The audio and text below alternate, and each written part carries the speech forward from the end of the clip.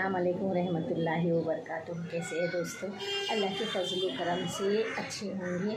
आइए मैं आप लोगों को एक मौलाना का वाक़या बताती हूँ। एक मौलाना को किसी लड़की ने लेटर भेजा है और उस लेटर में क्या क्या लिखा है, वो लड़कियों की मजबूरी और मौलाना क्या कह रहे हैं, ये ज़रा आप गौर से सुनिए। चलिए अभी आप लोग को मैं मौलाना का बयान सुनाती हूँ, मौलाना क्या कह रहे हैं। और ज़रूर ध्यान से इस वीडियो को आप देखिए, सुनिए और समझिए कि वो क्या कह रहे हैं। आप ज़रूर देखिए और ज़रूर समझिए इसको। अब ये शादियों में इसराफ की वजह से किस्सा हल होता है। मेरे पास इसका अंदाज़ा इस बात से लगाया जा सकता है कि मेरे पास 2 ख़त महफूज रखे हुए हैं। एक हैदराबाद की एक बच्ची का ख़त है, एक गया की एक बेटी का ख़त है, जो मैंने अरमगान में भी छपवाया था। बड़ा तड़प था जब भी मैंने उन ख़तों को पढ़ा, बिलक बिलक के रोने को दिल चाहा। एक बच्ची है गया की, उसने ख़त लिखा कि चचे जान, मैंने जो है बड़ी मुश्किल से तलाश करके आपका जो है एड्रेस और आपको ये ख़त लिख रही हूँ, एक मसला मालूम करना है, उसके लिए आपको जहमत दे रही हूँ। मेरे वालिद साहब जूनियर हाई स्कूल में सरकारी टीचर हैं और तबलीगी जमात से जुड़े हुए हैं। हम 4 बहनें, चारों कबूल सूरत हैं और अल्हम्दुलिल्लाह चारों ग्रेजुएट और पोस्ट ग्रेजुएट हो गई हैं। मेरी वालदा बीमार रहती हैं, वालिद साहब की तनख्वाह में हम बच्चों का घर के अखराजात और वालदा की इलाज ही का बड़ी मुश्किल से हो पाता है। तो अब शादियों के लिए जो मुतालबात हो रहे हैं, मेरे वालिद उसके पूरा करने पर कादिर नहीं हैं। उसकी वजह से चचा जान, हम अपने वालिदैन के ऊपर अजाब बन गए। मैंने कब से अपने माँ बाप को हंसते हुए नहीं देखा। और रात तहज्जुद की नमाज के बाद दुआ में वालिद की सिसकियों से मेरी आंख खुल गई। वालिद साहब अपने रब के सामने फरियाद कर रहे थे, रब्बे करीम, मेरी फूल सी बच्चियां मुझ पर अजाब बन गई हैं, मुझे आप इस अजाब से कब निजात देंगे?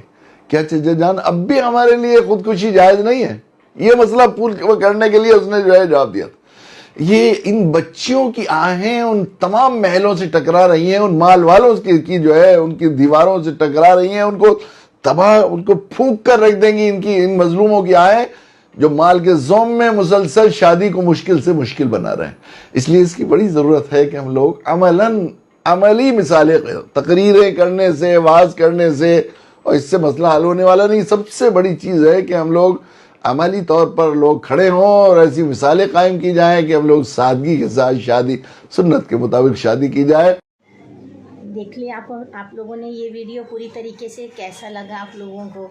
देखिए कितनी मजबूर होती हैं लड़कियां, उनके माँ बाप इस तरीके से। आजकल क्या हो गया है ना, रिश्तों की कमी ऐसे ही हो गई है। कहीं लड़कियों का, कहीं लड़कों का, ऐसे ही चल रहा है। माँ बाप देखो कितने मजबूर हो जाते हैं। 2-3 बेटियों की माँ बाप बहुत मजबूर होते हैं।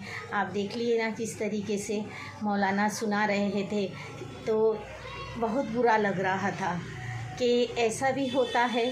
सच में ऐसा ज़रूर होता है, क्योंकि मैं रिश्ते लगाती हूँ, मुझे पता है। मैं कई घरों में जाती हूँ तो मुझे मालूम है किस किस घर में कैसे कैसे हालात हैं, क्या क्या हो रहा है, क्या क्या उन बच्चियों के साथ में बीत रही है, ये भी मैं देख रही हूँ। और कुछ लोग ऐसे हैं कि बच्चियों को भी छूट दे दिए हैं कि तुम को पसंद है तो हमको पसंद है।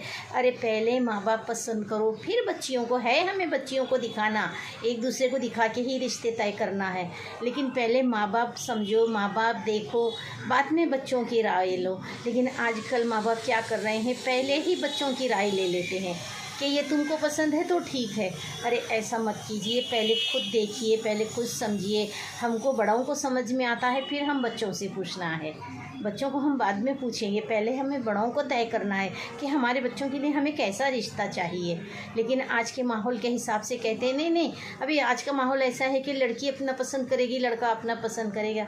अरे नहीं, माहौल वही है, बदल तो हम गए हैं। माहौल नहीं बदला, बदल हम गए हैं, हमारी सोच बदली है। वही दिन है, वही रात है, वही सूरज है, वही चाँद है, कुछ नहीं बदला है। बदले तो हम हैं, हमें हमारे अपने ख़यालात को बदलना है। देखिए कितने मजबूर लोग हो जाते हैं। चलिए अल्लाह हाफिज़। ये वीडियो कैसा लगा मुझे ज़रूर बताना।